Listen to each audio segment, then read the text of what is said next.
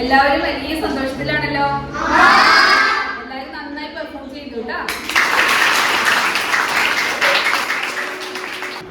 സിസ്റ്ററെ, എല്ലാവരും തകർത്തു. നമുക്ക് നമ്മുടെ ട്രോഫി വലിയച്ഛനെ കാണിക്കണ്ടേ? എന്നാ നമുക്ക് അച്ഛന്മാരുടെ അടുത്ത് പോയാലോ?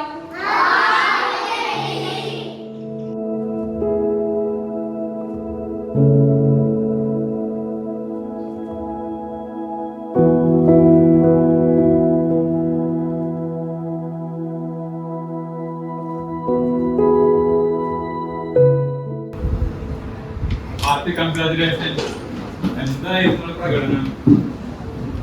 നിങ്ങളുടെ മിന്നുന്ന പ്രകടനത്തിന് തൃശ്ശൂർ അതിരൂപത നിങ്ങൾക്ക് നൽകിയ ഓവറോൾ ട്രോഫി ഞാൻ നിങ്ങൾക്ക് സമ്മാനിക്കാൻ പോവാണ്. നിങ്ങൾ എല്ലാവരും സന്തോഷമായിട്ട് വന്ന് അത് ഏറ്റുവാങ്ങണം. പിന്നെ വല്യച്ഛന്റെയും കൊച്ചച്ഛന്റെയും നമ്മുടെ ഇടവക്കാരുടെ എല്ലാവരുടെയും പേരിലുള്ള സർപ്രൈസ് ഗിഫ്റ്റ് പുറകെ വരുന്നുണ്ട്. നിങ്ങൾ കാത്തിരുന്നോളാം.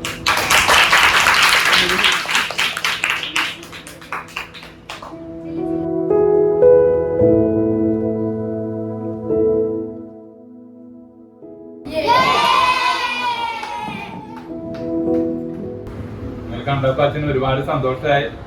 നിങ്ങളുടെ ആഘോഷങ്ങളൊക്കെ മുറക്കി നടക്കട്ടെ. ഞങ്ങൾ എല്ലാവരും കൂടി ഉണ്ട്.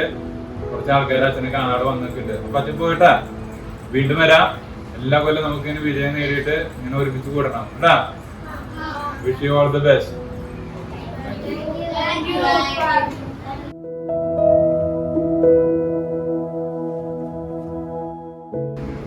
സമ്മാനിക്ക് ഒത്തിരി ഇഷ്ടമായി. എനിക്കും ഇഷ്ടമായി. എനിക്ക് സിസ്റ്ററുടെ സമ്മാനം ഇഷ്ടമായി. എനിക്ക് എല്ലാ ഗിഫ്റ്റും ഇഷ്ടമായി. ഇനി ഉണ്ണീഷയുടെ കയ്യിൽ നിന്ന് ഒരു ഗിഫ്റ്റും കൂടി കിട്ടിയാൽ അടിപൊളി. അത് നന്നായി. ചിരിക്കണ്ട, പ്രാർത്ഥിച്ചാൽ നടക്കാത്ത ഒരു കാര്യമില്ല. എന്നാ നമുക്കൊന്ന് പ്രാർത്ഥിച്ചു നോക്കിയാലോ? എന്നാ നമുക്ക് പ്രാർത്ഥിക്കാം.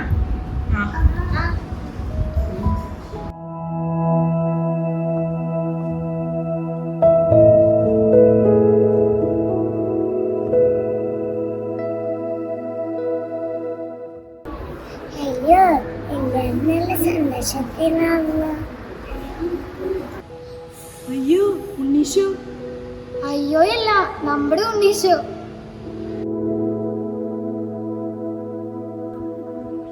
കൂട്ടുകാരെ, നിങ്ങൾക്ക് അടിപൊളിയാണിട്ടോ. നിങ്ങൾക്ക് ഞാൻ സ്പെഷ്യൽ സമ്മാനം കൊണ്ടുവന്നിട്ടുണ്ട്. ഹായ്, എന്ത് സമ്മാനം? ചോക്ലേറ്റ് ആണോ? അതൊക്കെ പറയാം. അതിന് മുമ്പ് ചെറിയൊരു കുഴപ്പമുണ്ട്. അതെന്താ?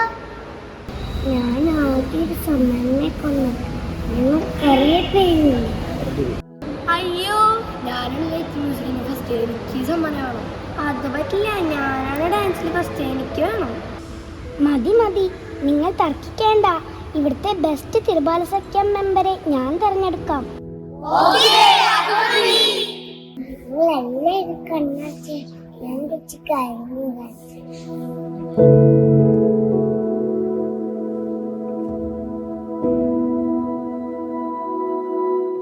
അപ്പാപ്പന് മതിയായോ? കുറച്ചുകൂടി തരട്ടെ?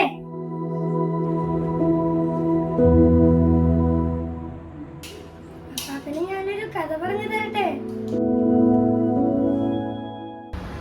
ഇത് നമ്മുടെ കടുകുമണി അവനല്ലേ? അതെ അതെ, കടുകുമണി തന്നെ. അവനൊരു മത്സരത്തിൽ പങ്കെടുത്തിട്ട് കൂടിയില്ലല്ലോ. നിങ്ങളെല്ലാവരും കണ്ണാച്ച് ഞാനൊരു കാഴ്ചപ്പൊടി കാണിച്ചു.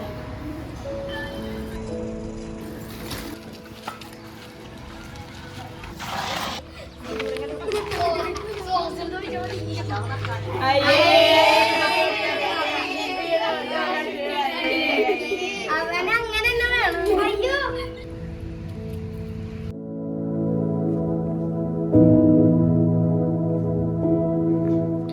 ഇപ്പോൾ നിങ്ങൾ ഒരുപാട് ട്രോഫികൾ വാരിക്കൂട്ടി. എനിക്ക് വലിയ ഇഷ്ടമായിട്ടോ. ഇതുപോലെ സ്വർഗത്തിൽ ട്രോഫികൾ വാരിക്കൂട്ടാൻ ഞാൻ കുറച്ച് കാര്യങ്ങൾ കൂടി പറഞ്ഞു തരട്ടെ.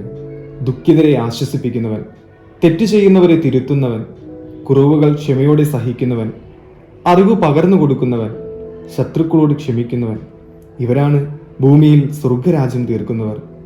സ്വർഗരാജ്യത്തിന്റെ അവകാശികളും ഇവർ തന്നെ. സമ്മാനം ആർക്കാ?